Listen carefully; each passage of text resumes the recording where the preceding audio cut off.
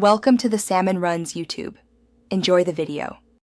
In this video, I will explain how to drive a Jeep Wrangler manual.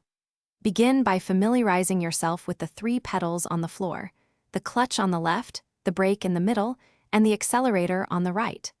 Understand your specific gear shift pattern.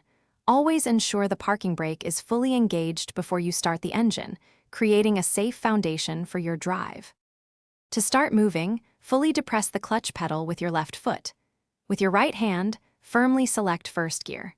Slowly release the clutch with your left foot, simultaneously applying gentle pressure to the accelerator with your right foot. This coordinated movement, often called finding the bite point, prevents the engine from stalling and gets you moving smoothly.